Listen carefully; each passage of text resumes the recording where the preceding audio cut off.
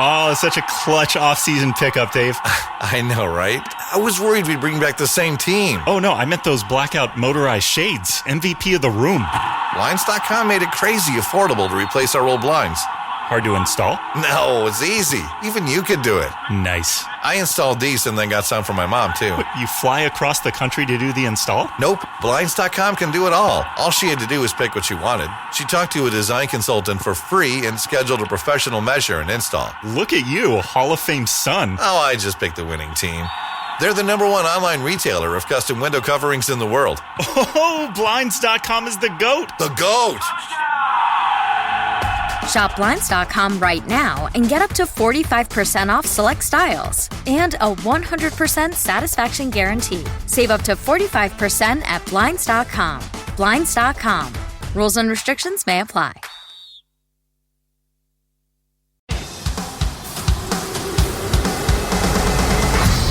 Brews and Banter. Hey, Frank. Hey, Roman. How are you? Doing good. We got another special guest here. We got Coach Carl Sanfilippo. So I don't want to say former because that just doesn't seem respectful. I'm going to say most recent. Right. Most recent football, Baldwinsville Central School District football coach. So thank you for joining us. I know you got some stuff coming up here, and I appreciate you taking the time to be here. As a former player, you rank up top. Yeah. Wait, Frank played for you? Frank played for I me, can't yes. believe it. Yeah. He can't even throw the ball. Oh, my God. This is already going to start off this way. He was a little bigger then. Yeah. Okay. All right. No, it's and that's part of what we'll talk about. The thanks again, and this is just going to be a conversation we have. Okay. And I know that a lot of what you've done for the program and the community has always been about kids and community, and you've always been there for them. And then again, I'm not the only one that appreciates it. I'm sure everybody does. Well, the amazing thing is that people don't realize the impact that the kids had on me. It's a two-way street, and I really learned as much from them as they learned from me. Sure. And that's, I believe in the circle of life. Yep.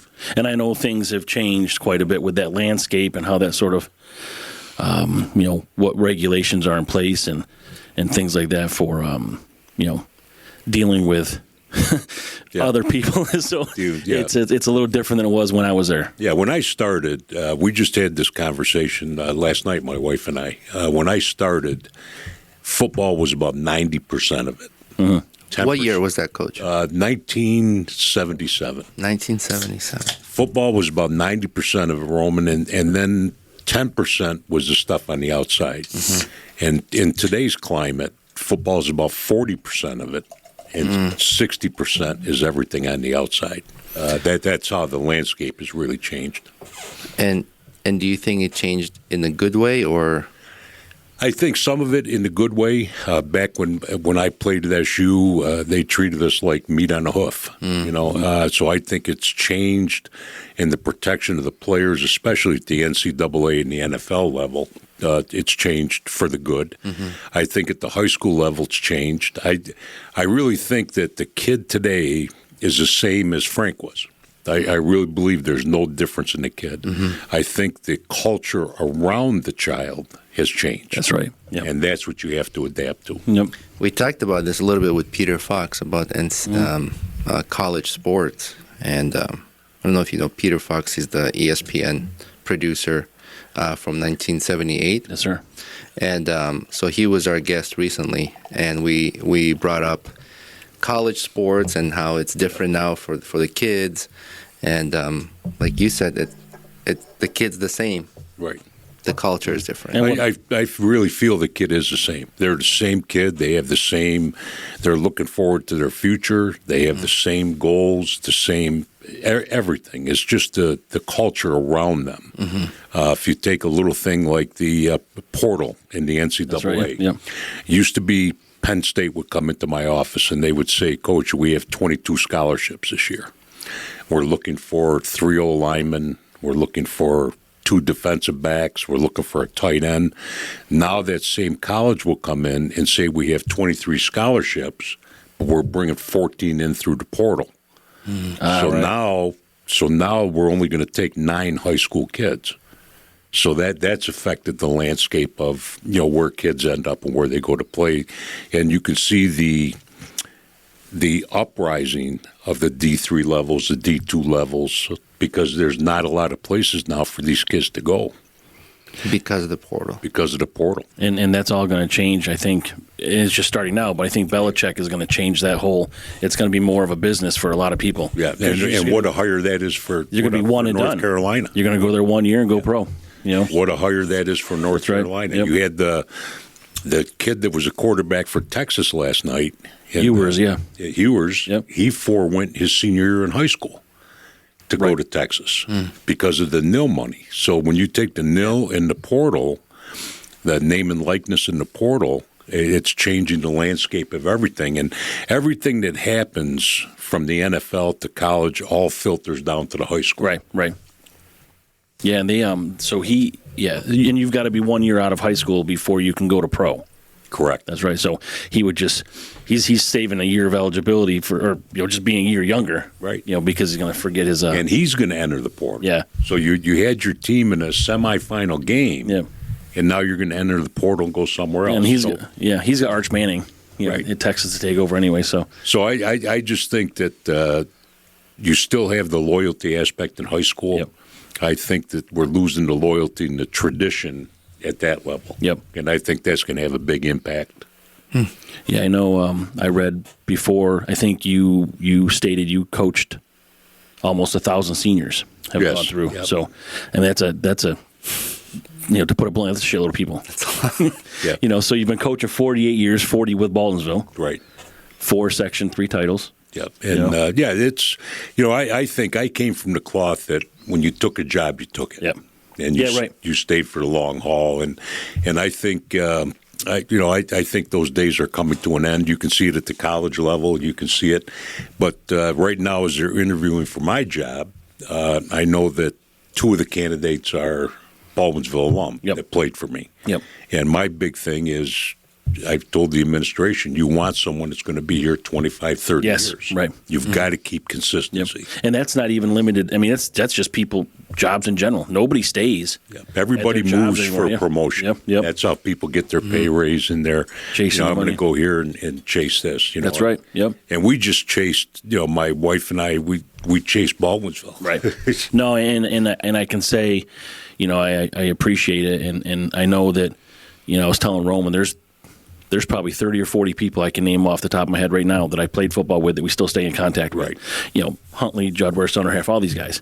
And it's a community that you've affected positively for that long. And there's a little bit of you can mention your name. Or that you played for you, maybe get you a little something extra when you're waiting in line or something. Only here in Baldwinsville. Like these. Let me know, because I still have to wait in line. You should start selling your stuff that you still got the tags on then. I should. I have closets of it. Yeah. But it's a great community. Yeah. It's everything you would want to raise your family. I really believe. And you grew up near Pennsylvania? I grew up in Western New York, right down in the Pennsylvania border. Yep. Little town called Salamanca, New York. Okay. And, so Jamestown, that area? Jamestown, right? about 20 miles from Jamestown. Yeah. My father ended his coaching career in Jamestown, and that's where he was from. I remember, because I was part of it. I graduated in 91, and I remember all those games your dad would come to. Right. And I remember thinking about it now, because you mentioned it, right now, how much you actually look like him, like he did then. I get it's that amazing. I get that a lot, especially when I'm back down there. Yeah. And so here, let's get this. I got some of these things. So let's talk about this photo. Oh my God. Unbelievable. That one is so on the back of that it says Henniger game in the dome. That's the Henniger game in the dome. And there's Paulie Sidak right there in the front. Paulie's right there. Yeah. Chico Candy was their tailback. Yeah. I wrestled him. Is that right? And I beat him 15-0 in like 2.5 minutes. Well, he's not here to verify this. He doesn't have to. I don't think he wants to admit to it. So there's that photo, right? And that's the other thing, Frank. You see the bees on the helmet? Yeah. We've kept the uniform right. for 40 years.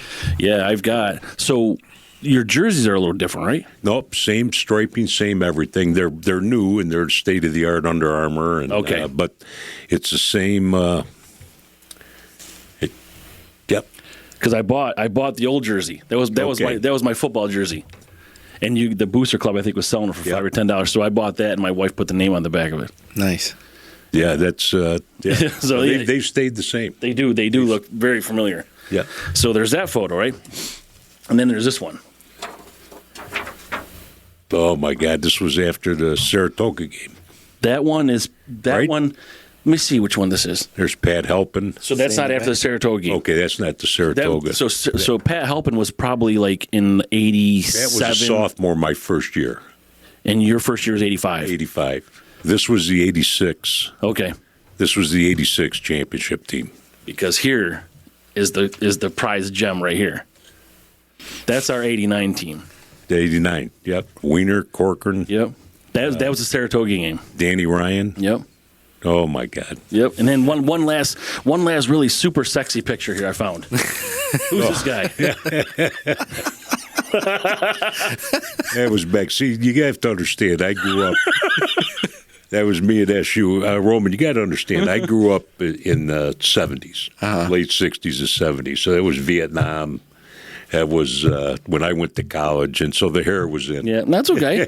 Can you just turn that around and show her there? So look at that. Nice. I'm jealous how much hair you have. I mean, in that picture, you look like you're like 6'3" or 6'4" or something. No, I was like 6'2", 260 Okay. in this picture. Yeah, but yeah, that was, oh my God, I can't believe you found that. I can't let my granddaughter see that. You can take it home to her if you want. Well, can we post them? Yes, All absolutely. right, yeah, we'll get them scanned Yep, so we can yep, get in on yep. the podcast. Absolutely. Yeah, it was a long time ago. That was, this was 73. That was 1973. Do you have a Sharpie? Can Coach sign it? Yeah, we have a Sharpie. All right, good. So you played offensive line when you went to SU? I came to SU as a fullback. Okay. Ended up in the offensive line, then over to the defensive side of the ball. Yeah. And no NFL experience for you? No NFL experience. Yep. Nope. You have to know your limitations, and your gene pool whittles down. Yeah. As you get up. Sure. My roommate Jimmy Jerome played for the Jets for a couple of years. I think I know him. Okay. He was. I think he was my gym coach at He was Palmer your gym Elementary. coach. Yeah, he came He was out a here monster. before he went to Niagara Mohawk. Yeah, I didn't realize his first name. He was Mr. Jerome. Yeah, Right? yeah. But yeah, I remember that. So I didn't remember that till just now. Yeah, small world. He was my roommate. Yeah, I did not know that. At SU. He was a super nice guy, Great guy. but he's a monster even as a as a teacher. I just talked to him yesterday because he's on his way to Florida today. Mm-hmm. So do you meet up with him? But once in a while, we'll get together. We're about 7 hours apart. Yeah. Okay. From where we go in Florida. Yep. But Yep. What about any of your students? Have any of them gone to NFL? no, we haven't had any go to the NFL. I had 2 running backs when I was at CBA that went to the NFL. The Owens brothers, Dwayne Michael? Dwayne Owens and God, I can't remember his brother's name, but one played for the Steelers and one played for, I want to say, the Raiders. But, My wife did her residency in Pittsburgh, so she's Okay. Steelers fan. oh, my wife's a Steelers fan as well. Yeah, so we have the terrible towel and Yeah. And going back, Roman, you could tell your wife the Immaculate Reception, which was the NFL Play of the Century. Oh, okay. That was against the Los Angeles Raiders, the Okay. Oakland Raiders at the time, and that Franco Harris. Yep. Well, Marv Hubbard was on the Oakland team. He was their running back, and he was from my hometown. Oh, nice. Marv Hubbard. Great. Yeah. We haven't seen any games in Pittsburgh. We want to. I've been to the stadium when it was Heinz Stadium. It was renamed recently. It was Yes. Three Rivers. Well, they have a big game tonight, right? Yeah, Is it tonight? they're playing Ravens or The Ravens. My wife's a Steelers fan. Oh, Yeah, my yeah. God. Boy, when the Steelers are on, you can't go anywhere near. What's football like in your house? See, my wife is a 100% football woman. yeah, It nice. just, That's awesome. If I told her I've got to go to the football office for 4 days, she would say, okay. In fact, you better go. She would know exactly where I was, and when it came to football, whatever you need to do. Were you married when you taken a coach job, or that was after? We got engaged. Got married about a year after, but while we were engaged, she went through a season, and I said to her, you got to let me know if you can deal with this. Yeah. So I was going to ask if she played a role in you getting this, job as a coach. Coming to Baldwinsville, which is a funny story, Frank. It's you guys just tell stories, right? Yep, Yeah. Okay. Do whatever you want to do. Well, I had come out here as an assistant for 1 year under Bob Casulo. Bob Casulo was the head coach out here for 1 year. Yep. And then Bob ended up at SU, then with the Raiders. So Bob called me and he said, would you come out and run the defense for me? Mm-hmm. And I was at CBA for 8 years. The head job came open. They told me I was too young. So I said, okay. So I called Bob. I said, Bob, I'll come out and be your defense coordinator for a year. Got done with the season, and my wife's uncle was a big businessman in Chicago. And he had a huge business right on the Magnificent Mile in Chicago. Mm-hmm. So I flew out and I interviewed with him. Yeah, he offered me a VP job in his company. Mm-hmm. I would have been making 7 times what I was making teaching. Mm-hmm. I flew back home. We had no money. We had a little Chevette, no radio, no. Right. Just drove home. We lived in a 2-family house in Eastwood. Mm-hmm. I think we paid $16,000 for the house, and I told her I should start packing. I accepted the job with your uncle. Start packing. Mm-hmm. I'm going to give my 2-week notice. Mm-hmm. About an hour later, Leo Johnson from Baldwinsville called me, mm-hmm. and he said, "Come on out." It was a Sunday afternoon. He said, "Come on out here. I want to meet with you about the football job." So I drove out to Baldwinsville, just him and I, no one else on campus. And he said, "I want you to be our football coach and phys ed teacher." I said, "Okay." And drove just home, like that. And I told my wife, "Never mind packing." Yeah, start unpacking. Just like that. That's when you were saying earlier, it wasn't about the money. You were chasing Baldwinsville. Yeah, the passion. Yeah, for sure. Yeah. If you don't like what you do, and it's been my experience through life that the minute you start doing things for money, mm-hmm. you're doing it for the wrong reason, and they never end well. Mm-hmm. I think they just never end well. Yeah, if you're doing your job for the love of money, that love disappears fast. Yeah. I never, right up until a month ago when I retired, I still I was in the office yesterday, mm-hmm. And I'm completely retired now. But I think if you love something, you love being there. Mm-hmm. You love the people you're around, the kids. Like with Frank. I mean, Frank, 1991. What was that? 34 years ago. Huh? 34 years ago. And I think the oldest kid that ever played for me is 66. So I think when it's the relationships you build. I refer to football as the F word. Mm-hmm. I really do. I think it's just a tiny little speck in your orbit. Yeah. And I think that everything that comes from it is what you want to cherish, is what you want to hold on to. Yeah, I was part of football family for a very short time when I lived in Utah. Okay. But it's like a family. Yeah, it is. It really is. You get invited to family parties. The whole team shows up, or whoever can make it, and you treat coach like your father. Well, that's it. I mean, and there's so much time you spend with it, 2 days, and then just the fact that you're in the school. So we're in school 10 months out of the year. We see you 10 months out of the year. Exactly. And then you go another month in October or in August when you start 2 days.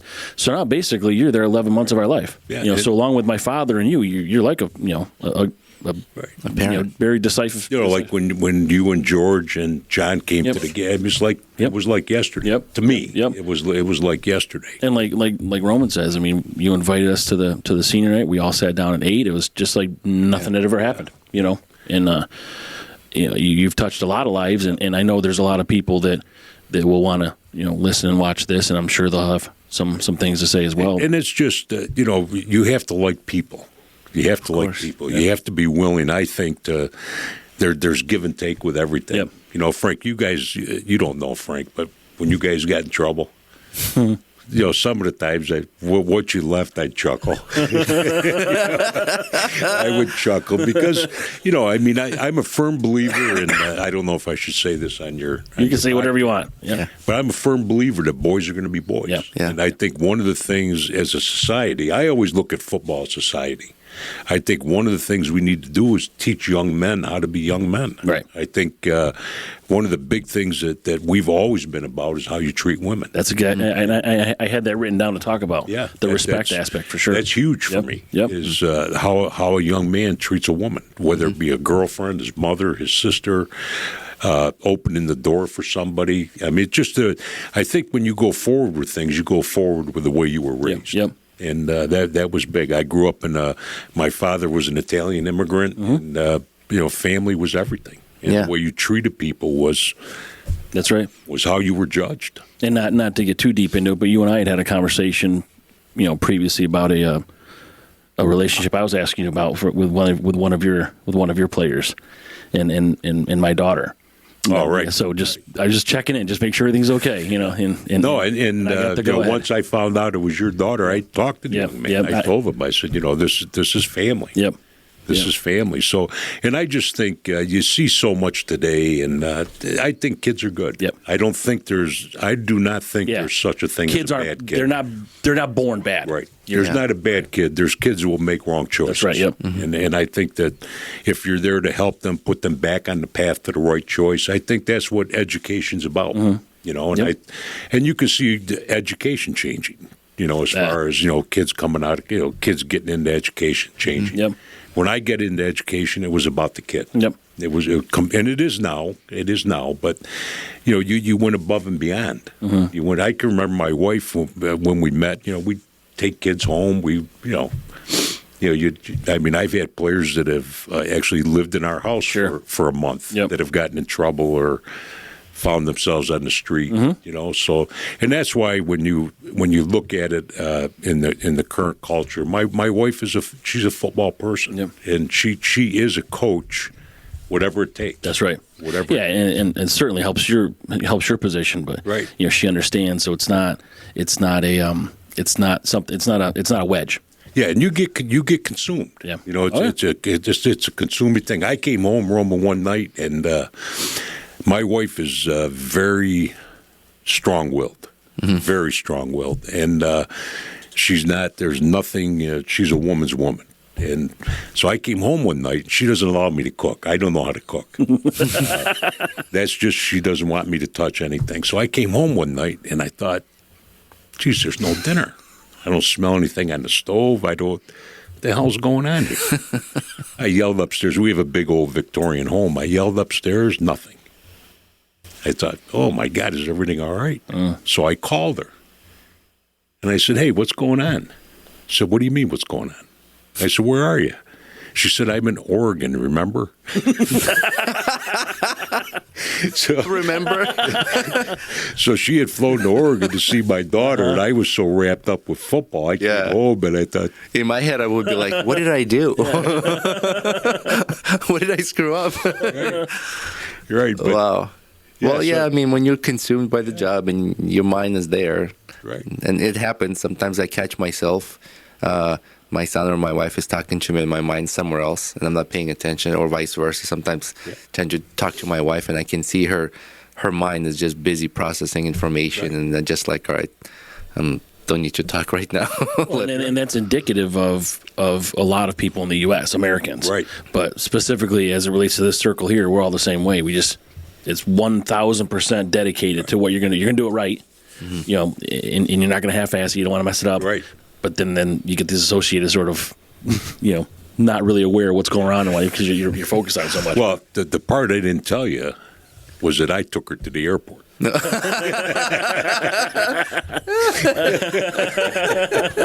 So, somehow that escaped your mind. Yeah, that's okay. Yeah, when I came out here, Frank, my daughter was 6 months old. Was that the oldest daughter? Oh, my oldest daughter was 6 months old, and now her daughter is a senior in high school. Yes, yeah. Yep. Here in Baldwinsville? Right here in Baldwinsville. Oh, how cool is that? So, with my daughter, yeah. Yep. Yeah, and then I saw your older daughters. I saw your granddaughter there, the youngest one, and I'm like, I saw you the last couple of games. I was there. And I'm like, man, you're still a little spicy. You still got some pepper in there. I'm like, how's he gonna maybe not coach anymore? Well, you can. I'm going to tell you, I have as much energy on the field as any of my 25-year-old coaches. Yep. If the job entailed coming day one of practice to the end of the season, I could coach until I was 90. Yep. It's just what gets to you is the outside stuff. Yeah. And it's always been important to me that everything was about the kids. Right. So now I'm at a point in my life, I'm going to be 71 in a couple months. I'm at a point in my life where my wife and I have earned the right to go to Florida for a few months and get out of the snow and kind of golf and relax. And I didn't think that was fair to the kids, me not being here for 3 months. I think, if a kid's got a problem, he's got to be able to walk into your office. Right. And so even my decision on retiring was about the kids. Right. Exactly. And I think you have to do the right thing. Well, and it's for you, and we didn't talk about this, but I suppose you're still accessible to people that need you. Yes. Even though you're now not going to be the head of the program. Yeah, I still get messages from parents, and but that's part of it for sure. But last year when we were in Florida with the football committee, the Section 3 football committee, and with everything else, I think I did 32 Zoom meetings. Yeah. God. So it's like, so I was there, but I wasn't there. Yep. I'd say to my wife, well, let's tee off in a couple hours. Let me get through these meetings. Yeah. So I'm kind of looking forward to it. It'll be an adjustment for sure. But without a doubt. You may love it and be like, man, I screwed this up for the last 40 years. I could have been doing just golf all day instead. Without a doubt. I mean, it's a change, but life's about changes. Yep. Your wife golfs too? Yes, she's a better golfer than I am. What a great team you guys are. She's full-time into football. The only thing I don't do, Rome, is I can't cook. Yeah, that's all right. Just yesterday, she asked me to turn the front stove burner onto low. I didn't know how to do it. Well, it's probably safer that way also. Maybe if she would have let you do this before. Right. No. There's a master plan here. It's you need her. Yeah, that's what it is. Yep. Ah, okay. Yeah. She's like, he's not going to survive without me. Yeah, but no, we've been married for 41 years. Wow. Going on 42. So, I mean, it's all good. Yep. I love that. And what position did Frank play? Frank was a defensive back. Like a cornerback. How many did you play all from freshman or? I was in the 8th grade team. Yeah. I was. Well, no. So I was Pop Warner, and then I broke my foot on the 7th and 8th grade team that year. So as a freshman. Okay. Do you still have a freshman program? No, us and CNS were the last two to have it, and everybody else dropped it, so we couldn't get a schedule. So we had to drop it. Yep. So then and then I started from them. But my freshman year would have been whatever year that was, But yeah, I was familiar. And so was Coach Arcaro before? Coach Arcaro was the order of events was Coach Arcaro, then Coach Newfang, okay, and then Coach Casulo, and then me. I was not familiar with Newfang, but that would have been, I'm sure, I probably wasn't even in. Maybe I wasn't even in middle school. That would have been, I think, about 83, maybe. Yeah. So those guys did not last long. No. Okay. Well, since I've been at Baldwinsville, there's been 117 AA head coaches. Okay. Since I've been at Baldwinsville. Yeah. So I saw they call you the dean of Section 3 football coaches. I think I'd like to see these young coaches stay in for the long haul. Yeah. And God bless them. I hope they do. Yep. I think we've got some good young AA head coaches. Joe Corley at West Genesee. I think Joe's going to be in for quite a while. It's a tough, tough thing. It's every day of the year. Yep. No, it's and I think with the way we just talked about all these different landscapes, the younger people are going to be maybe more prepared to navigate that than maybe the legacy coaches that have didn't have to do that before and now have to make sure they do. And it's you have to in what you guys do in anything, you've got to be able to adapt. Yep. You have to be able to adapt. I mean, my computer skills are through the ceiling. Yeah. I mean, it's just now everything's on computer. Sure. We used to do everything on the reel-to-reel tape. Now it's all everything is digitized, and it's all on computer. Yep. Yeah, we used to watch it on VCR tapes. Yeah, Game VCR. tape, yeah. Oh yeah, same. Yeah. Had to rewind it. Like, wait, go back. Yeah. So I was just watching that. I got the VCR tape of the Saratoga game, Okay. and because we won that, So it was Liverpool the game before that, Right. and we won on a field goal, and then we won the Saratoga game On three field goals. So we won the last 2 games of the season and won the intersectional title on 4 field goals. You have full game on the tape. I do. It's the Saratoga game. You can watch someday. I don't know. I'll watch Like, it. have popcorn in bed. Well, with when me I or get something? your email, I'll send it to you because I've got them all now in the computer. Oh, I can nice. Just send Oh, you the that'd be link. great. And, Oh, that'd be I'd great. rather have a digital one too because I'm always afraid I'm going to lose it or someone's going to have the tape. Yeah. Yeah. Okay. That's awesome. yeah, Yeah, that was a good game. That was a good team. that was a great team. But we had such a great defense. You know, our defense was, I don't know what did we average? Do you know that number? Wasn't it like It was 16 points a game called we it gave up? defensive defiance. Yeah. No, it was less than that. It was Yeah. under 10. I remember coming out, a funny story. My father was a 40-year head coach. Mm-hmm. So I can remember coming out of the tunnel in the Carrier Dome, and Saratoga was warming up. And I said to my father, I said, boy, they're big. He said, yeah, they are. I said, yeah, but they put their pants on one leg at a time, just like we do. My father looked at me and said, yeah, but I got to tell you something, son. Their pants are a lot bigger. Yeah, that's right. That's right. When I moved to when I lived in Utah on the west coast, we had a large community of Tongans and Samoans. Mm-hmm. Those were our linebackers. Those were our defense lines. Big people, yeah. Big guys. I mean, and like strong. very strong build, and just like the energy, like how much like like when we lined up to hold those pads, when they were pushing, I'm like, it's like we're not even there. Yeah. And this, a lot of them were friends, and they would come from sizes, wide receiver size to linebackers, Yep. and it was, and when you invited to their family events, it's just like you treat it like one of their own. Yeah. And it's like amazing. a big feast, right? Everything's like a big feast. It's like big plates, so much food, fish. Well, all you at kinds. USC, Utah, they make a living on those kids. That's right, yes. Yeah. Unbelievable. Hawaii, right? Hawaii. Yep. Yeah, they make a living on those kids. And they're great. They're kids. good players, yep. They're great kids. Yeah. They really Very dedicated. I mean, some of them were so afraid of our coach being late, like. They would show up like with fear in their eyes if they're late. No, I've never been to Utah, but I had when I was out in December to see my daughter in Oregon, we had a layover in Utah. Cool. And what a gorgeous, I mean, just looking Beautiful, out. like the mountains. Unbelievable. Just absolutely beautiful. Yeah, I still have family there. We go visit. Oh. Yeah, I actually drove with my son from here to Utah and then back. Okay. And it was just a great trip. Yeah, you did some camping, right? Yeah, so when my wife and I were still dating, we actually went there and did a full 4,000-mile loop. Started from Salt Lake, went down, hit all these Grand Canyon, Bryce, Zion, found this lake called Lake Powell in the middle of the desert. Went to Four Corners where you touch 4 states at the same time. Oh, yeah, right. Arches back to Salt Lake, and that was very adventurous and fun. And then what my son and I did was my mom moved there, so we drove her out there.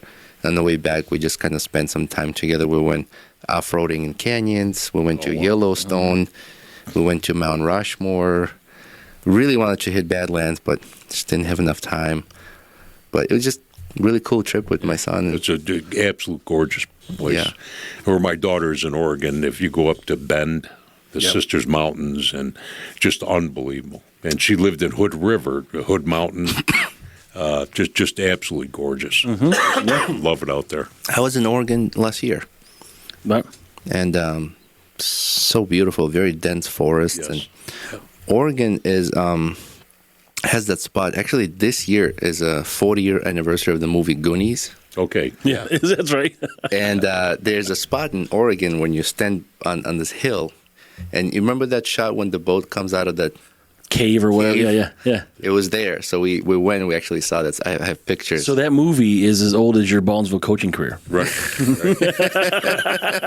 That's probably what you're getting into. They're like, you take this Baldwinsville, it's just like the Goonies. And it's amazing how 4 decades just just flies. That's right.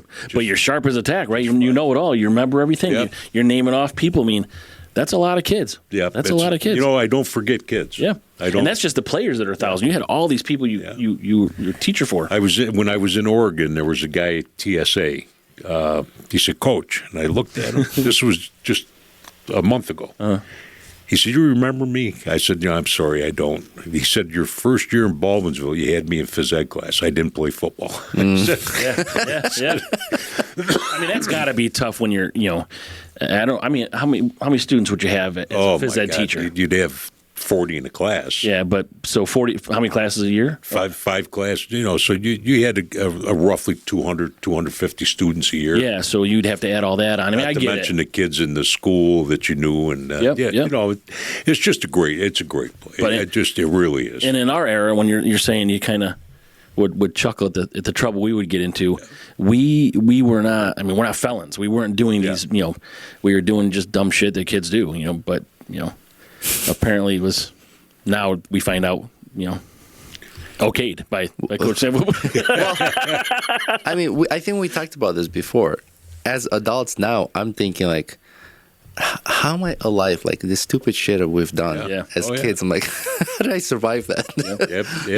Absolutely. And then we just keep our kids from doing that stupid stuff. I just think that if you stay away from drugs, I'm very against drugs. Yeah. Alcohol, but you're going to do things. You're going to that people you'll get in trouble for it. But to me, it's part of growing up. Right. Some of it.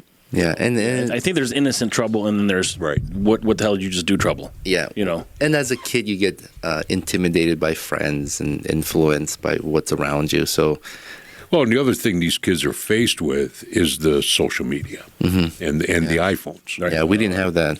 Because it used to be if you and Frank had a problem, it was between you and Frank. Now you're bringing in another 200 people into it. Right, yeah. And everybody's got an opinion. Yeah. So you kind of get backed into a corner. Yeah, there was nothing that we would always keep it in house. Yeah. Now it's almost like you can't keep it in house. I remember, Frank, and I shouldn't tell you this, but it's okay now. Enough time has gone by. I think the statute of limitations has run out. I hope so. But my first year, we're 9-0 getting ready for a championship game, and I had this really good young coach. Night before the game, we had a linebacker that was a big-time player. He called me and he said, about 11 o'clock at night, he said, "Coach, I just saw so-and-so walking through the village drunk." I said to him, I said, "No, you didn't. Go to sleep. I'll see you in the morning." Yeah, you're mistaken identity. You're seeing things. Yeah, don't say that, right? You're still sleeping. Get back in bed. Well, sometimes you got to make that decision, right? But so speaking of all these years and memories, are there any games or seasons that really stand out? You know what? And I'm not avoiding the question. A lot of people have asked me that. Yeah. To me, every game was as important. Important, but is there like a moment, a play that really like a highlight? Like you're like, man, what a beautifully executed play and how memorable, and it's just like one of those like, wow, this is gonna go in history. I would go season-wise my first year, because I think that first year set the foundation. And probably the games that first year, we got beat in the championship game. We were 9-0, but probably the FM game, we were down 35-6, and we came back and won that game. And that, I think, set the foundation of what we became. I really do. I think that the kids today, I think, and our kids do realize that, Frank, all the guys that I look at them as foundation blocks, and I think our first 5 years set that foundation. We have that. We get the rap of always running the football. Well, we throw the ball. I think we were the fourth most the last 5 years throwing the ball, but we still have that tag of being a power run the ball. Because when I came, I remember our first coaches meeting. I told them, I said, our identity is going to be physicality. We're going to run the football, and we're going to win in the fourth quarter. And then that kind of stayed with us regardless of what we did. Yeah, question wasn't more like which child is your favorite.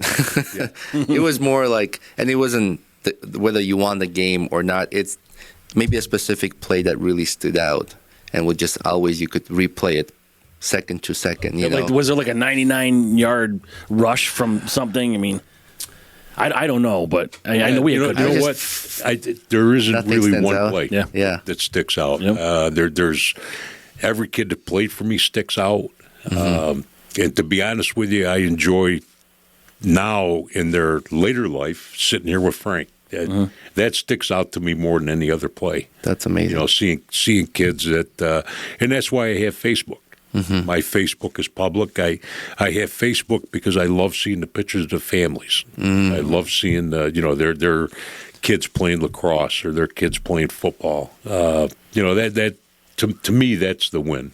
I love that, Coach. I'm not from here. I'm You're not even from this country. I'm the outsider. I moved to Baldwinsville in 2007.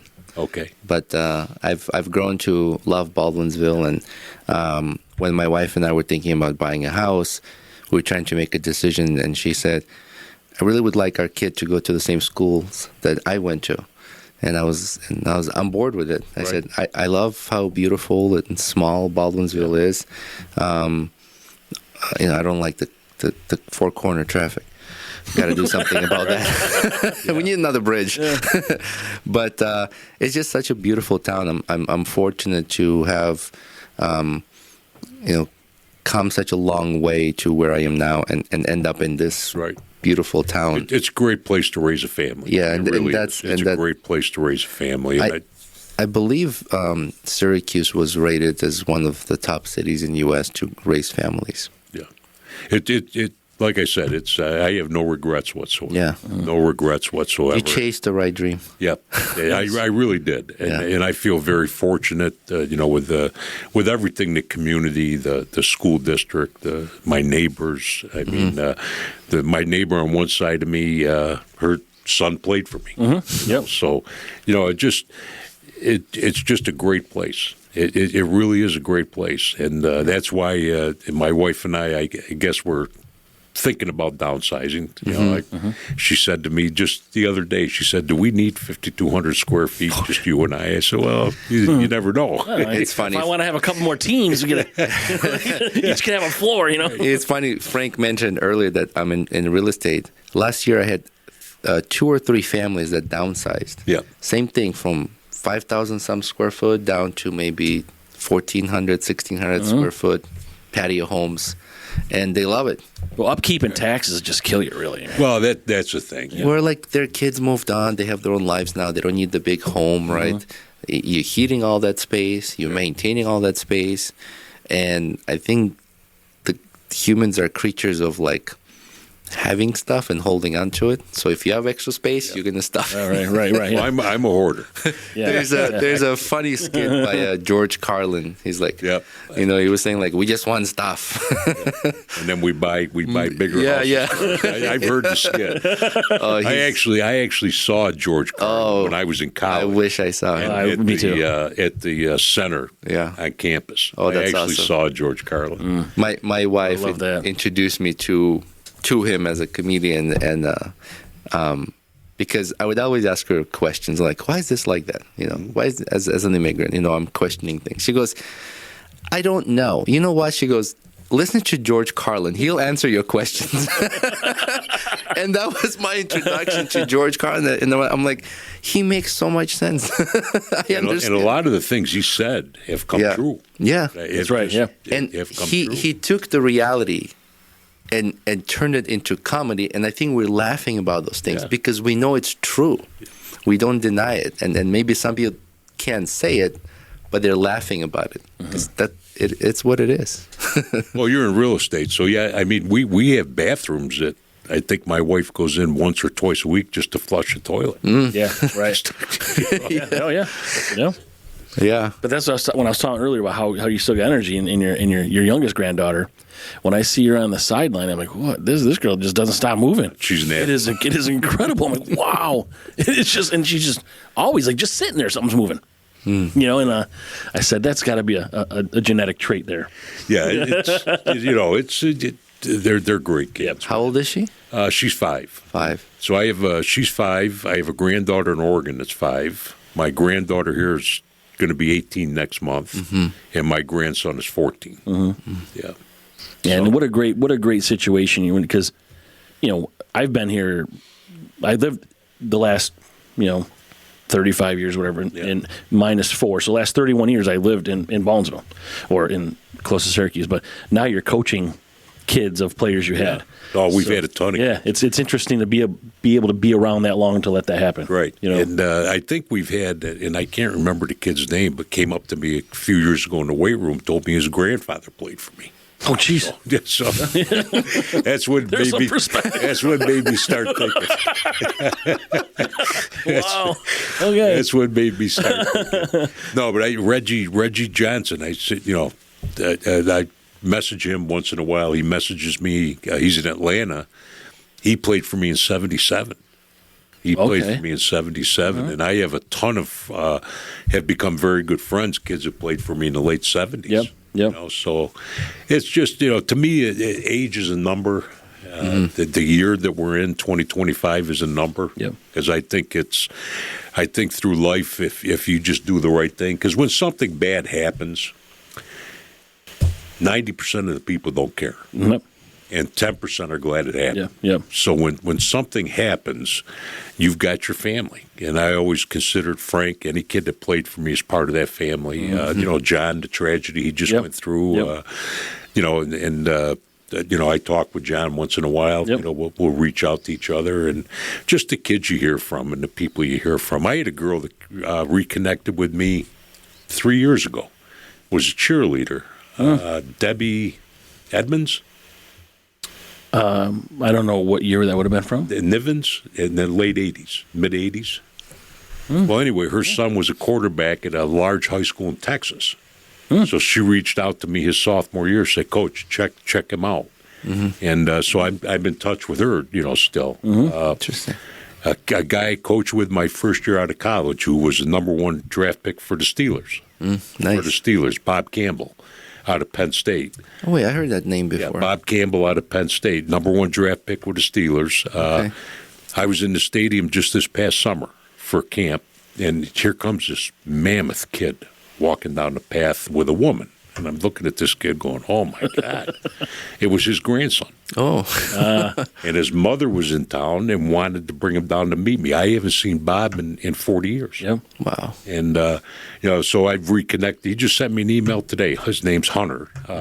Just sent me an email today. He's getting ready to go on to college and ended his season in Georgia. He quarterbacks a school in Georgia, 6A high school in Georgia.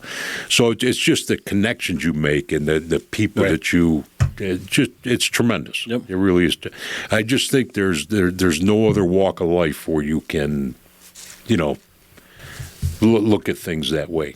I really believe that. And it fits you perfectly, because this isn't something that you're not willing to do or something that you're uncomfortable doing. Right. It's natural for you, so it's a natural fit. Right. And I think everybody sees that, so it's very comforting to know that they have something to fall back on, or at least someone to help them, or someone to help guide them, or whatever the case may be. Now, I'm not going to lie to you. The first game next year, I won't be in town. I'll be up at camp. By choice? By choice. I'm going to be up at camp having a cup of coffee and probably wondering what's going on. Well, does that get broadcasted? They get streamed. Local. Yeah, they're streamed. The district has on the district web pages is streaming. Oh, okay. It's through what's called Huddle Focus. Okay. And they stream everything. I remember our school had like a broadcast class or something like that, where the closed caption or something. Kids would have cameras. Right. No, like they would come to the game with cameras and connect to old internet, and you could listen on the radio, like dial up or something. You could listen on the radio too, But I remember that, because I remember when we would help the team set up at the location. Our broadcast class was there, and their cameras and gear they were setting up as well. So it was interesting. Now it's like you just get on the internet, watch on your phone. Right. Yeah, technology is amazing, and it's got to help. You mentioned the VHS tapes. It used to be if a college wanted a tape on a player, it would take me 45 minutes to dub VHS tape. Then I would have to go to the post office and mail it. Now through Huddle, I just click the college, click the game they want, and within seconds, they have, Just sorted by dates and and within seconds they have the game film. amazing. Would have saved me hundreds of hours. More golf time. I remember trying to convert our VHSs to DVDs. I had one of those combo players. Yeah. Push play, push record Yeah. here. It was a play and then a play record, right? Yeah. We converted all the old VHS tapes to DVD. Okay. We went to Industrial Color Labs. Right. And I think we did almost 20 years worth of tape. Wow. Yeah. And we Wow. converted. They were busy probably for a long time. I know there's got to be a lot of people glad you did that because how long is a VCR? Can you even buy VCRs anymore? I don't know. Right, exactly. But You then can you got probably tapes, buy it. But then you Because got the tape my wife itself. and I were cleaning our house, going through some of the old stuff. She goes, "Oh my gosh, she found this audio tapes," and she goes, "When I was a kid, I recorded some of the stuff on here." So she ordered this Walkman on Amazon, and it came. So we were playing, and I was listening to my wife's baby voice. I was like, "That's so cute." But really kind of weird too, though. I know, but well, she always says, "I never would have thought my husband would be friends with Frank Fritcher and have a podcast together." I think there's probably a lot of people that are surprised that Frank Fritcher has friends. No, just the dynamic. Yeah. Like she was like, "Yeah, he was like the popular kid in school," and then now that she's like, "I'm an adult." I don't think you guys weren't friends in high school, right? I mean, we didn't go hang out with each other. Right. But yeah, right. Knew each other maybe, but then to have her husband be close to you, we have our age difference too, and just Well, good people meet good people, Yeah, right? absolutely. And then you surround yourself by people you want to sort of emulate or at least appreciate. And then good things happen. Bad things happen to bad people. You know what else I like about this town too is how we get noticed around the country too. Because isn't our marching band Marching band we have an excellent marching band. Yeah. Yes. Then we perform a couple times at Macy's Parade. The Rose Bowl. They Rose actually Bowl too. performed at Yes. the Rose Bowl. Yeah. From a small town. We talked earlier about one of the actors got the Baldwinsville. It was Ryan Gosling. Ryan Gosling had the jacket, and so that gave us a highlight too. And come to find out, he went into a thrift shop in Los Angeles and bought that jacket. Yeah. He liked it so much he bought it. And and as I told you earlier, his media team has reached out to me. And, nice. When they're in the area, we're going to set up a conference. That'd be great. That's perfect. And we actually have player Jason Lombard is out in Los Angeles. Jason has they do custom, making clothing. Custom. design and He's stuff? offered to redesign the jacket exactly the way it is. Nice. Okay. And I heard from Mr. Warner, Matt? not Matt. His son works over here at San Miguel's. But he has one of the originals. Now, Okay. I have one. I haven't been able. It's in the attic somewhere. What's the original? 85 or I think that was 87. because I have mine from 89. Yeah, this was something we put out as a fundraiser. Yep. And I have one of those jackets in the attic. I just haven't been able to find it. But I did come across when I was looking for it, all my SU jackets, and so now I know I've got those. But Nice. yeah, if anything ever happens to me, Frank, you want to come over and go through my attic. Go right in your attic. You got it. Of course, no, I'm not here for any of the collectibles. I'm here for You're that. gonna walk right by the entire house. Everybody. Don't worry, Mrs. Sanfilippo. I won't touch the stove. I'm going to go right up to the attic. There are some treasures. I imagine. Now, when you were SU, did you play with anybody like Floyd Little, Joe Morris? Joe Ehrman, who was all pro, was a senior my freshman year. Barry Zonka? No, Zonka was before me. Okay. Zonka was late 60s. Okay. Zonka was before me. Floyd Little was before me. Yep. Joe Ehrman was a big one. He ended up being all pro. Ray Preston ended up starting with the Seattle Seahawks for about 10 years. The Chargers. I'm sorry, the Chargers. For about 10 years. We had a lot of guys who went to the league, but none that were. Joe was probably and which is hard for me to believe, but it just shows you what football is. Joe's a minister now in Baltimore. Yeah. and he works with underprivileged kids. He does a tremendous job. Yep. That's got to be tough because Baltimore is a little bit of a challenging city. Yeah, no one's going to challenge him. Right. Exactly. That's right. But he's quite the person. But yeah. And you still get to keep in touch with these people. Like, still the people you went to college with, and Mr. Jerome we spoke about. And Yeah, I have a text thread with about 12 guys I graduated with, and we played ball together. And every day the phone's ding, ding, ding. Mm-hmm. So everybody's getting ready to go to Florida, start golfing.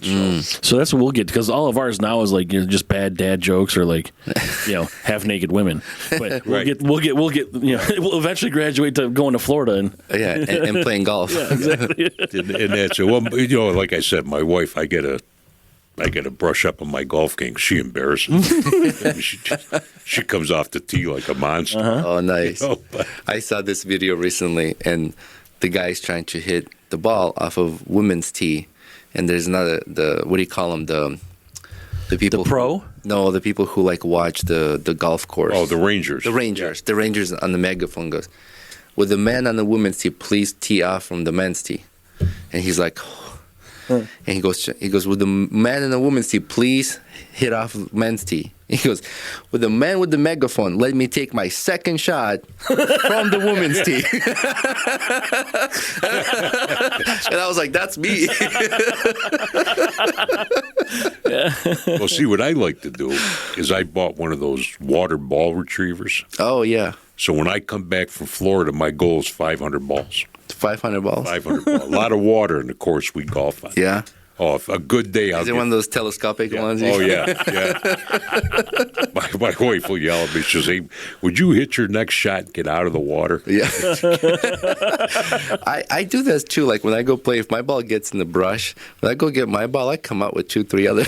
Yeah. Oh, absolutely. That goes in my basket. Yeah, because I'm not good enough to really care what ball I hit. Yeah. Some people want pro Vs or something. I'll hit a range ball. I don't give a shit. Yeah.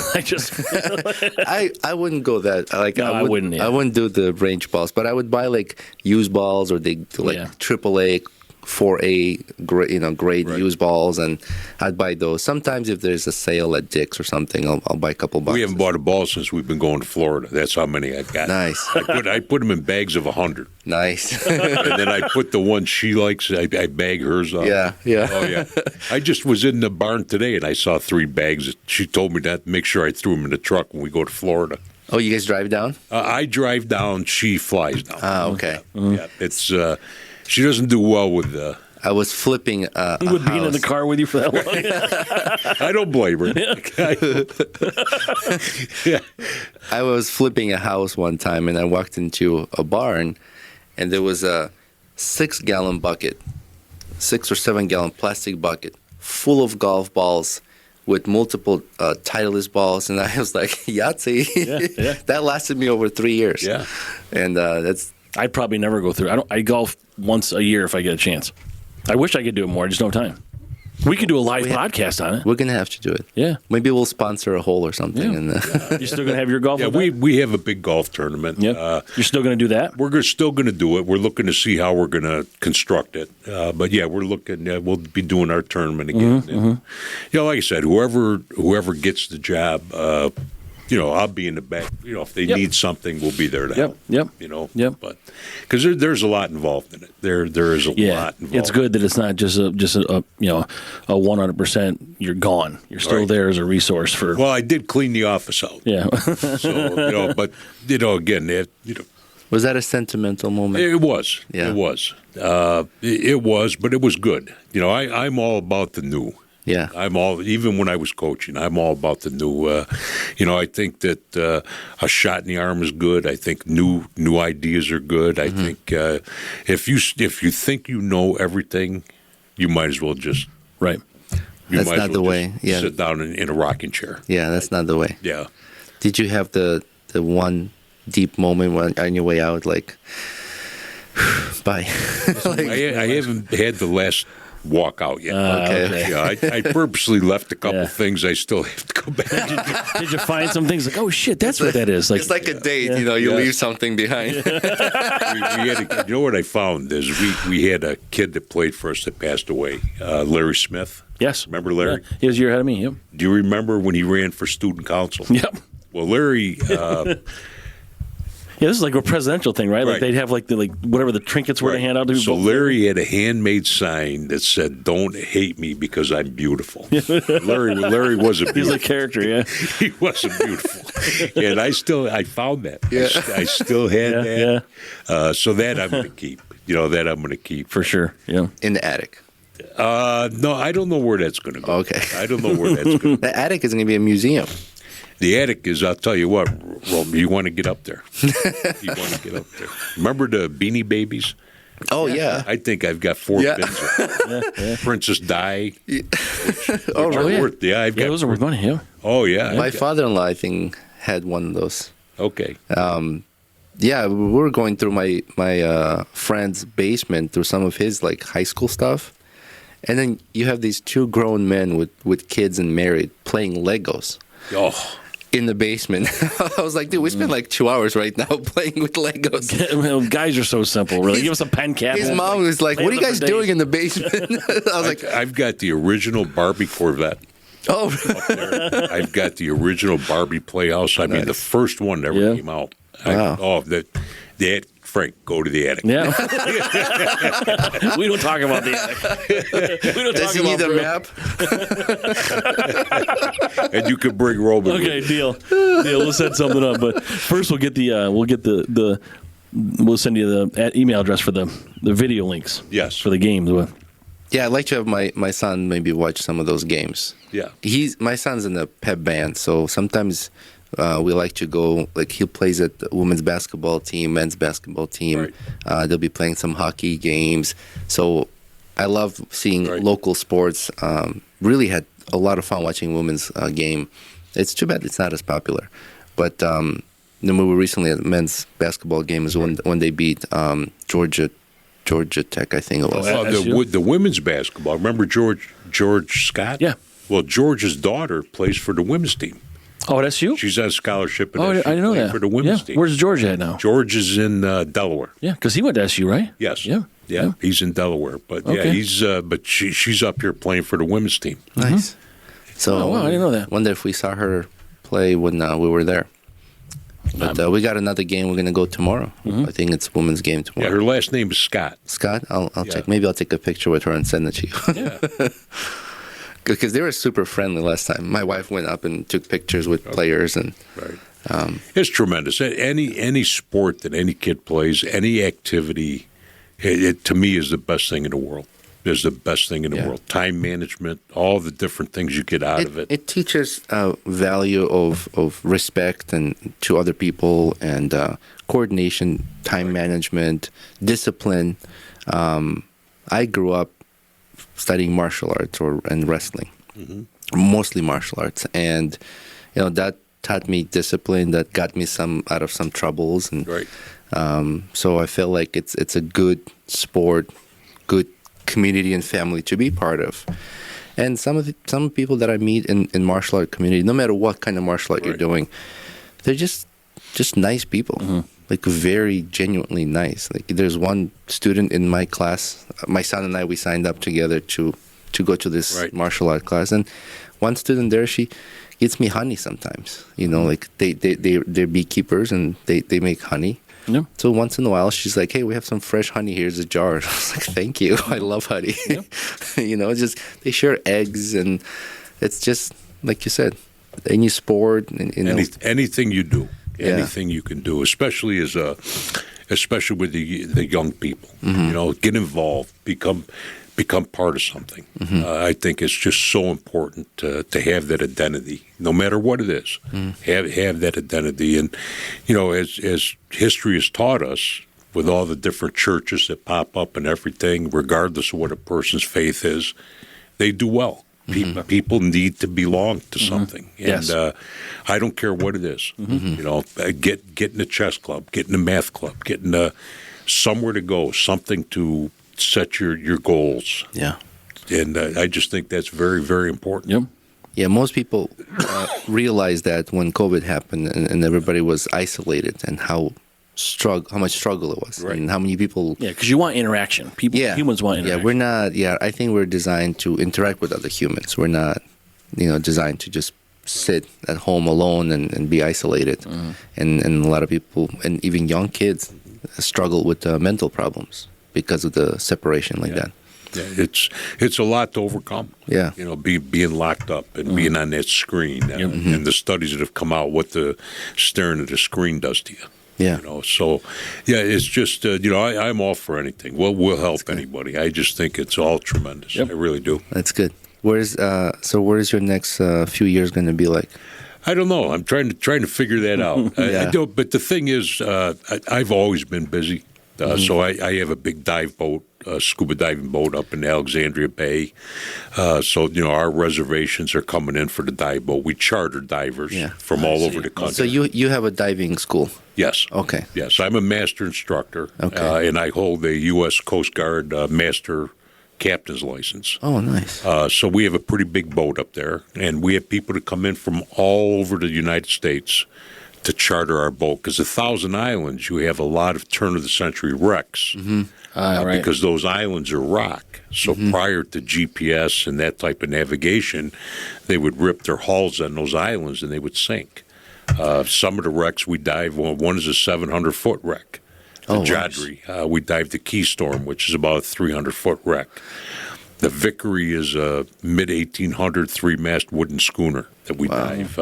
So we have people. We run into Canada. We deal with Canadian Customs, U.S. Customs, and so we take people on all these different diving excursions. Nice. So so I'm busy. That's great. That's great. I heard during Prohibition there was a lot of alcohol smuggling Yes. to Alexandria.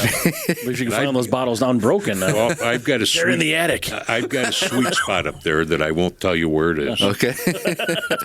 Unless we take a class. I had I don't take anybody. I had an old timer come to me. He lost his fishing pole, and the fishing pole was his father's, so it had sentimental value. He said, "Would you take your boat?" I said, "Well, I don't know if I can get in there because our boat's pretty big, and the shoals and everything." So I said, "Come on, I got the plotter. Let's try." So he showed me where he dropped the pole, but the problem is when you ping it where you drop it, your boat's moving. Oh, okay. So, Right. who knows how accurate. We didn't find the pole. Yeah. But the moral of the story is I looked on land and you could see the pylons for where there used to be piers. And then you could see this building, all the vines growing up over it and everything. So back in the day, it was a speakeasy. And people would run their boats from Messina, and they'd stop at the speakeasy, and then they'd head to Alexandria Bay. So I put 2 or 3 divers in the water looking for his pole, and they came up with bottles and jugs that were like from the 1800s. Were they open? No, they were. So what used to happen back in the day, Frank, is you'd have a beer or whatever.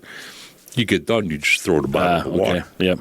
And so then they started scavenging. Now they're digging in the muck and the stuff they came up with. Yeah. And we've been back 2 or 3 times and come up with like I said, mid-1800s with the ships, the American flag engraved in the bottles. Just unbeliable stuff. That's high quality glass. Yeah, that's good stuff, right? Yeah. My wife and I always talked about wanting to get our scuba licenses, or certifications, but because we like to travel and would like to have the gear and the permits so that when we travel somewhere we can do. Well, just let me know. We just put a post up today. There, our classes are. I've got a guy that runs all my classes, but they're starting in February. All right, we're gonna. What's the name of that then? So people reach you on Facebook? That Freedom Scuba USA. Yep. And we're on Facebook, and we're on, but we have, a website, Freedom Scuba USA. Just send a message through the website, and one of our instructors will get in touch with you. Perfect. Excellent. Perfect. So yeah, you're going to stay busy. You got something to do. Yeah, I have something to do. Yeah. You know, You got other hobbies besides scuba diving, golfing? No, that's it. That's it. That's it. That- Football was Football, yeah.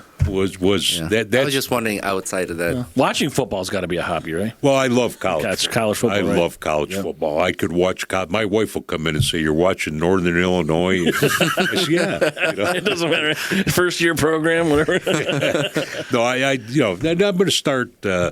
Just some of the younger coaches have reached out to me. So, Coach, will you stop by practice and Yep. stuff? I say, absolutely. Sure, I'd for love sure. to stop by and Yeah. and see your practice and things like that. But see, from the time I was 5 years old, I've been on a football field. So it's been 65 years. Wow. So it's going to be a little bit different. Yeah. Going to be. I don't know anything else. I do, but I mean, as far as the fall. To be disconnected like Right. that. Yeah. Right. So it's going to be because my dad, he was a head coach for 40 years. And I can remember being 5 years old, he'd make me come in his office, sit, and he had the projector. Right. And he'd make me break down film with him. I would get off the kindergarten bus at the high school when I was at school and for my dad's practice. And then I would go home with him after practice. Nice. So, but it's good. great. I'm gonna. My granddaughter's a cheerleader. She's going to college. I actually have to take her to a cheer practice at Elmira College where she's going on Monday. And so I'll go down and watch her cheer competitions. Nice. And as long as it's anything for a kid, I'll go watch. Right. I'll go watch. I love it. Yep. Anything you want to add, Coach, before we wrap? No, I just appreciate you guys having me in. It's really I've really enjoyed it. I'm honored to meet you in person. I heard about you from my wife. Frank always talks about it, or any of the friends that from the team that would talk about you. And I'm honored to meet you in person. Well, it's been my honor to be a part of it. Oh, thank you. To let, and an honor for the community to let me, be here for as long as I was. Yep.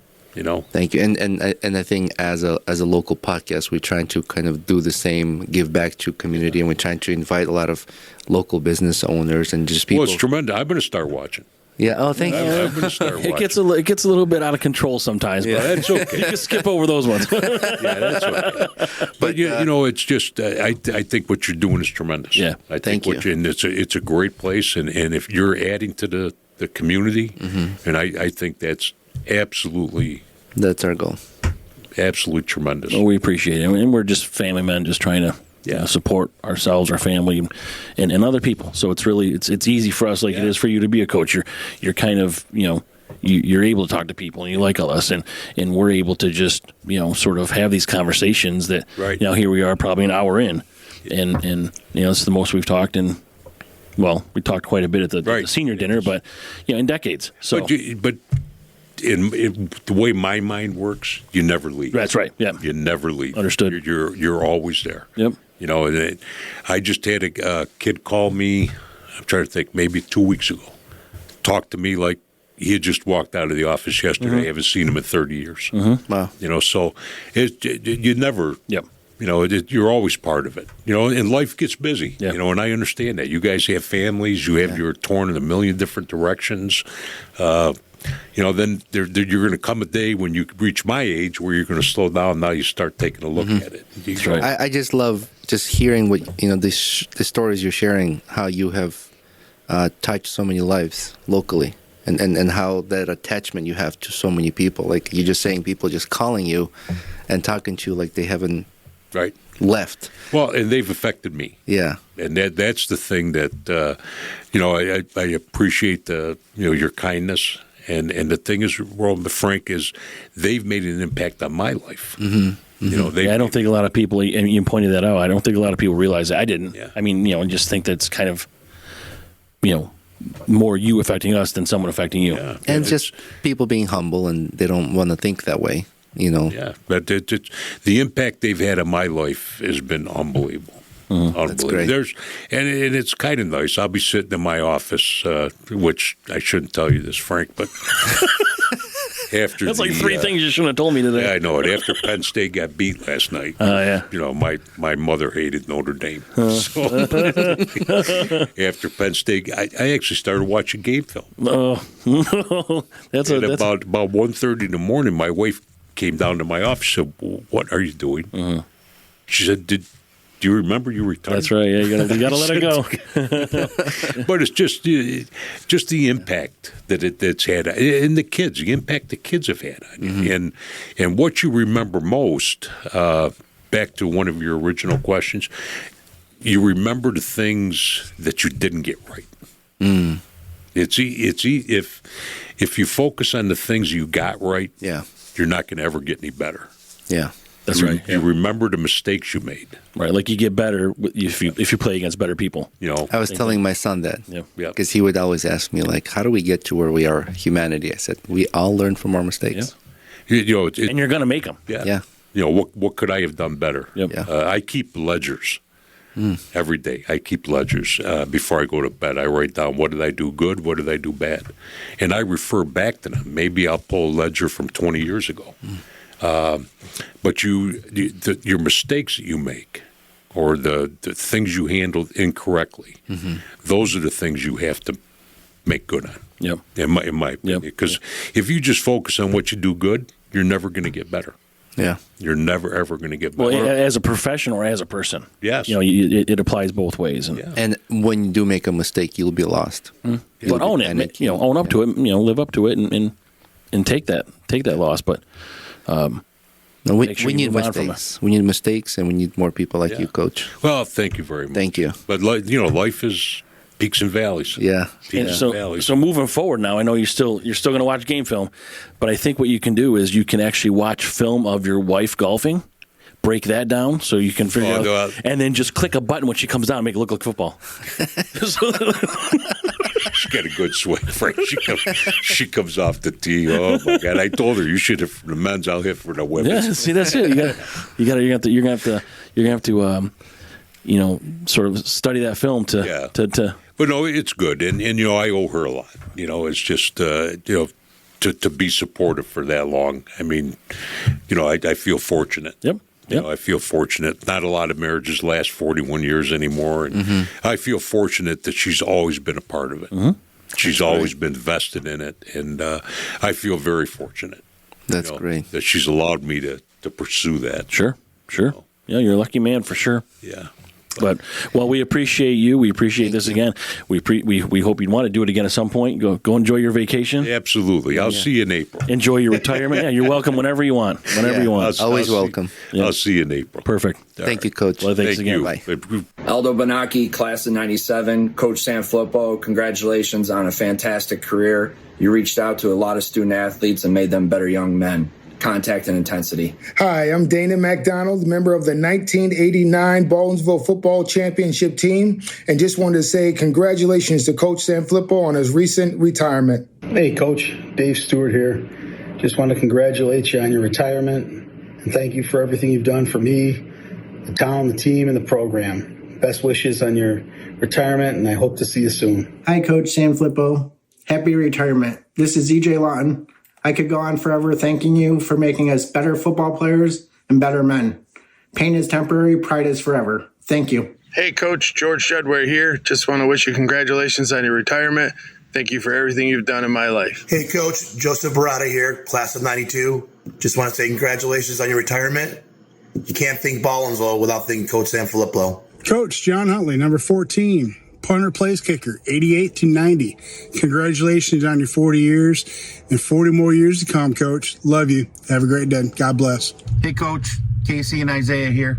Just wanted to say thanks for everything you've done for the school district, the community. It was a great honor to play for you. Even greater honor to watch you coach my son.